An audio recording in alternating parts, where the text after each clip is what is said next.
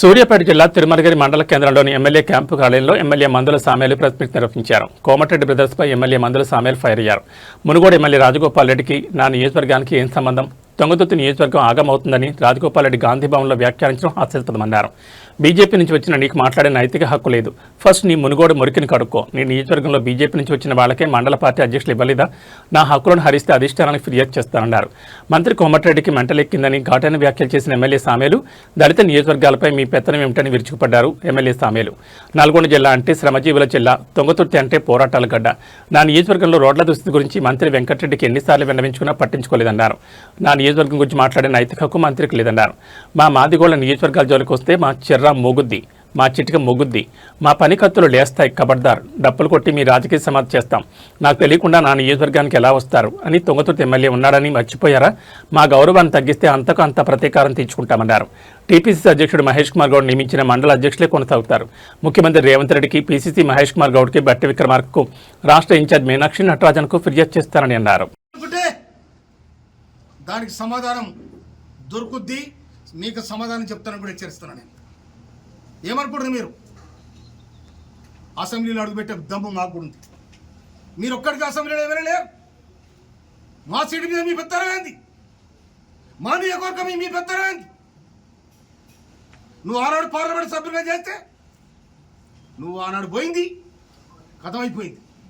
ఈడ రిజర్వేషన్ అయింది. ఈడ భారత రాజ్యాంగం కల్పించింది. నీ దయదక్షిణ మేరలో ఎవరు దయదక్షిణ రాలే. భారత రాజ్యాంగంలో పొందుపరిచిన హక్కు ప్రకారం మాకు సీట్ వచ్చింది.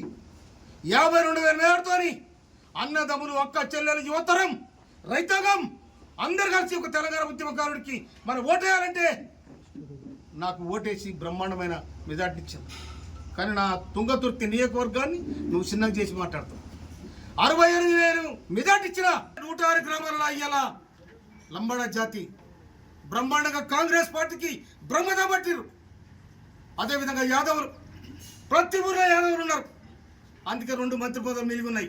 కనుక వాళ్ళకోటి ఇవ్వాలని చెప్పి నేను రాష్ట్ర ప్రభుత్వానికి, ముఖ్యమంత్రి గారికి, సోనియా గాంధీ గారికి, రాహుల్ గాంధీ గారికి, ఖర్గే గారికి నేను అప్పీల్ చేస్తా ఉన్నా. నేను ఇవాళ నన్ను ఈ నియోజకవర్గానికి నాకు చెప్పకుండా నా ప్రోటోకాల్ను, నా హక్కులను హరించినందుకు నేను ఖర్గేకు, రాహుల్ గాంధీ కూడా నేను కంప్లైంట్ చేస్తాను మనం చెప్తున్నాను. అందుకోసమనే నేను మీ కాళ్ళ చేతులలో కాలు పట్టుకొని నిలబట్టుకొచ్చాడు కాదు. నేను కష్టజీవిని, తెలంగాణ పోరాట యోధుడు. నేను తిండి లేక తిప్పలేక తెలంగాణ సోనియా గాంధీ ఇచ్చింది కాబట్టి ఇలా హీరోలమైన, లేకపోతే అంత జీరోలే. అందుకోసమనే సోనియా గాంధీ ఎందుకోసం వచ్చింది? మా మీద పెత్తనం చేయాలని మీకు ఇయ్యలే. మీ అంతా మీరు బతుకుని మీ రాజ్యం మీరు చేసుకోండి. వాడు ఎస్సీలు ఉంటే వానికి ఎవరికి అవకాశం వాడు చేసుకోమని చెప్పారు. కానీ ఇలా మా మీద మీ పెత్తనం ఏంటిది? మా మీద మీదులు ఏంటిది?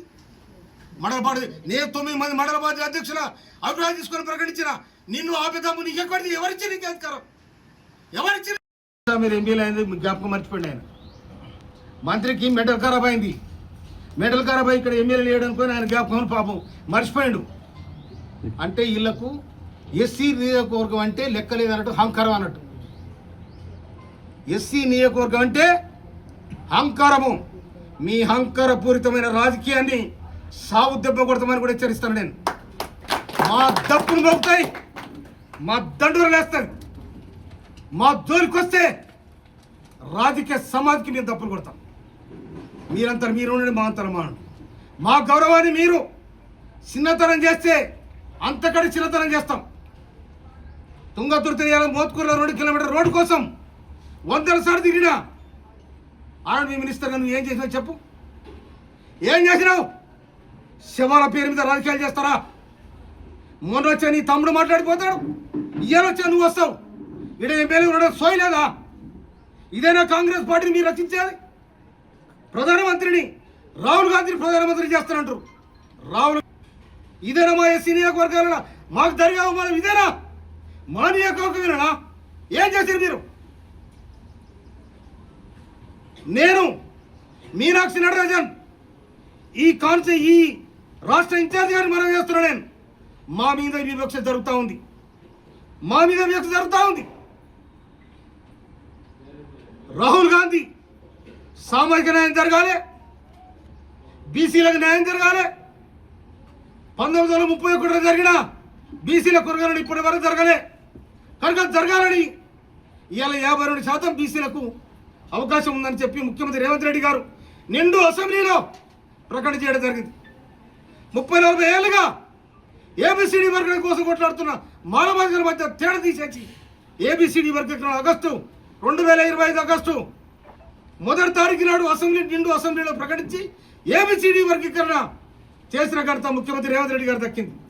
కానీ ఇవాళ ఈ దేశం 68,000 మేడతో కలిసిండు.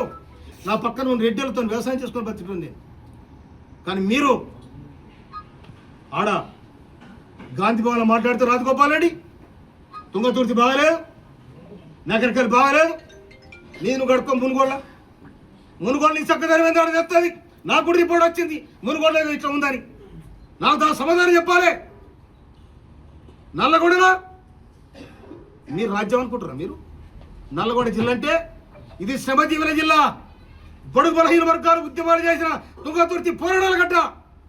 ఈ పోరాటాల గడ్డలో తెలంగాణ పోరుబిడ్డ మందుల సామాన్లు ఉంటాడు. ఖబర్దార్ మాకు కానీ బడుగు బలహీన వర్గాలు కానీ బక్క చిక్కిరగ్గర కూరలు కానీ మీరు చిన్న చూపు చూస్తే దానికి సమాధానం చెప్తానని హెచ్చరిస్తాను.